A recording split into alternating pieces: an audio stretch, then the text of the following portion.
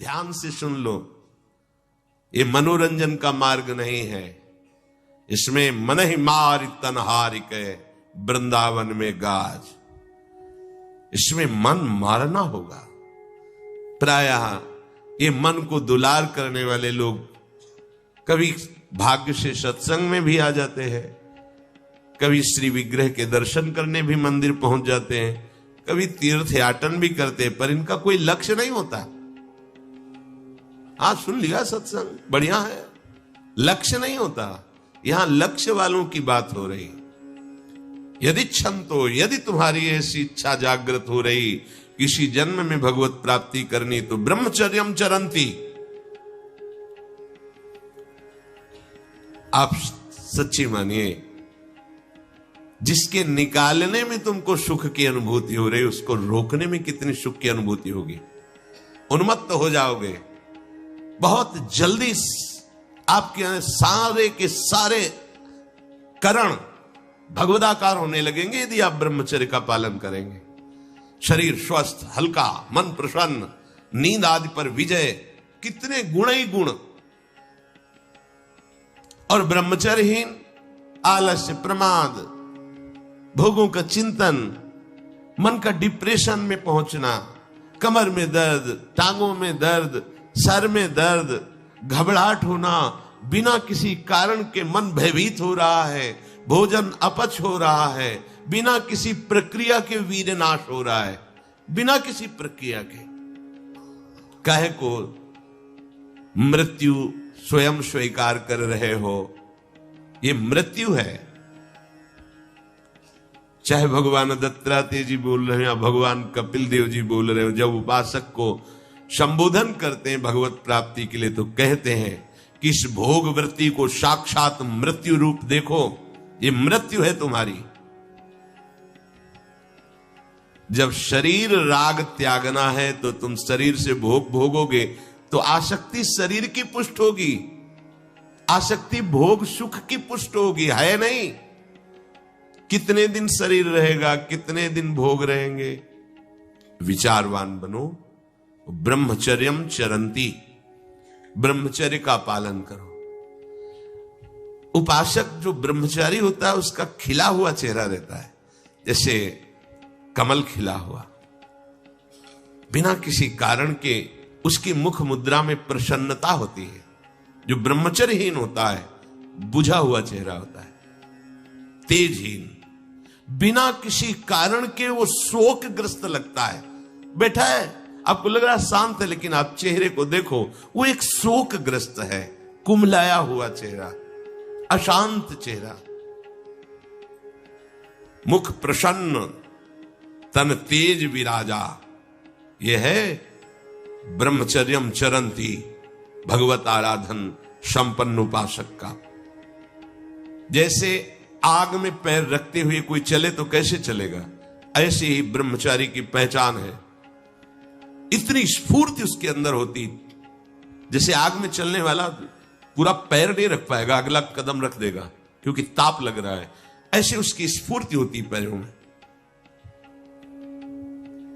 उसकी आंखें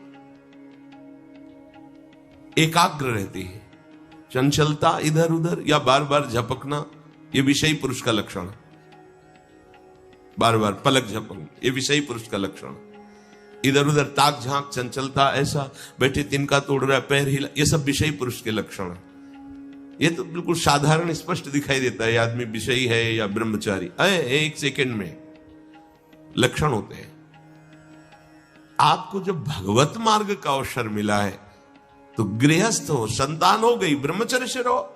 नहीं चाहिए संतान तो भ्रूण हत्या, गर्भ हत्या जैसे महापाप करने की क्या जरूरत है। उसी वीर से संतान उत्पन्न होती है जिसको आप नष्ट कर रहे हो, जिसको आप ऐसे पानी में बहा रहे हो, व्यर्थ फेंक रहे हो, तो उसको भ्रूण हत्या का पाप लग रहा है, तो तुमको पुण्य लग रहा है, वीरपात कर रहे हो तुम्हें भी वही हत्या लग रही है, क्योंकि उसमें वही जीवात्मा है जो मां के गर्भ में जाके बालक रूप धारण कर लेती है, उसको तुम नष्ट कर रहे हो। पर बुद्धि भ्रष्ट हो गई है, समझ में नहीं आता, व्यर्थ में वीरपात करते हो, व्यर्थ में। तुम्हारा भजन बनेगा, तुम अध्यात्म के योगी बनोगे, मजाक है अध्यात्म का मार्ग। होश में हो जाओ, ये मन के दुलार को बंद करो। जब तक इच्छा ही नहीं भगवत प्राप्ति की, तो फिर तुम कैसे भगवत प्राप्ति कर पाओगे? भगवत प्राप्ति की इच्छा कैसे होगी जब तुम्हारी इस तरह से निंदनीय वृत्तियां हैं? इंद्रियों को दुलार कर रहे हो, मन को दुलार कर रहे हो, भगवत प्राप्ति चाहते हो, आचरण नीच और चाहते हो उच्च पदवी। सावधान हो जाओ। यदि क्षंतो ब्रह्मचर्यम चरंत, ब्रह्मचर्य बहुत बहुत आवश्यक है, सबके लिए आवश्यक है, स्त्री पुरुष सबके लिए आवश्यक है। आप उसको केवल भगवत प्राप्ति से ही मत समझिए। अरे जीना है तो ब्रह्मचर्य की आवश्यकता है, स्वस्थता की आवश्यकता है, प्रसन्नता की आवश्यकता नहीं। मरा हुआ जीवन, रोज सुबह शाम निकल रही, रोज जीवन जा रहा है, किस काम का जीवन? गया, गई रात्रि, गई दिन, गया समय जा रहा है। तुम्हारा उद्देश्य क्या है? तुम्हारे हाथ क्या लग रहा है? क्या प्राप्त कर रहे हो? विचार ही नहीं रह गए, विवेक ही नहीं रहे, पशुवत बस ऊपर चमड़ी में सुंदरता का लेप करके और मलमूत्रों के भांड में प्रियता करके पूरा जन्म नष्ट कर देना। कैसी धिक्कारमयी बुद्धि हमारी है। जहां हमें मुक्त होना चाहिए वहां मांग क्या रहे? कोई बिरला ही मुक्त होना चाहता है, वो बिरला वही होता है वीतरागाहा, जिसका राग नष्ट हो गया है, वो वैराग्यवान चाह करता है भगवत प्राप्ति की। जो भगवत प्राप्ति की इच्छा रखता है और ब्रह्मचर्य का पालन करता है, उसकी इंद्रियां शांत हो जाती है। सिद्धांत समझो, खूब भगवत भजन करो, चाहे गृहस्थ हो चाहे विरक्त। संतान उत्पत्ति की आवश्यकता है तो ब्रह्मचर्य नष्ट करो, नहीं तो गृहस्थ में भी ब्रह्मचर्य रहा जा सकता है। हर समय थोड़ी तुम्हारे अंदर विकार रहता है। बहुत सात्विक गृहस्थ हमने दर्शन की, बहुत सात्विक। अब तो ऐसा देखना, सुनना, बोलना, खाना पीना हो गया है कि ब्रह्मचर्य तो एक स्वप्न जैसी बात है, कोई इसे धारण ही नहीं करना चाहता। उसका कुपरिणाम सब भोग रहे हैं, सब भोग रहे हैं। नई अवस्था है, पता नहीं चलता है कि इसका जीवन का क्या उद्देश्य है, जीवन क्या है, समझ में नहीं आ रहा। मतलब कोई बाहरी संसारी हो तो चलो, बेचारे को मार्ग नहीं पता है, रोज सत्संग सुनते हैं, उनको यह पता नहीं कि मेरा उद्देश्य क्या है। अभी तक कैसे यही समझ में नहीं आता, उद्देश्य क्या है तुम्हारा? भोग उद्देश्य है तो नाटक क्यों कर रहे हो? जाओ मरो जाके भोगों में। अगर योग उद्देश्य है तो फिर चूक क्यों कर रहे हो? आगे बढ़ो। संपूर्ण इंद्रियां शांत हो जाती है उसकी, जिसके अंदर भगवत प्राप्ति की इच्छा और ब्रह्मचर्य पालन। शब्द याद करो, ये शास्त्र है। यही तो हम चाहते हैं, इंद्रियां शांत हो जाए, यही चाहते हैं हम। भोग नहीं चाहते हम सब। हमारी इंद्रियों में जब वेग आता है तो हम परेशान हो जाते हैं, ये कैसे शांत होंगी?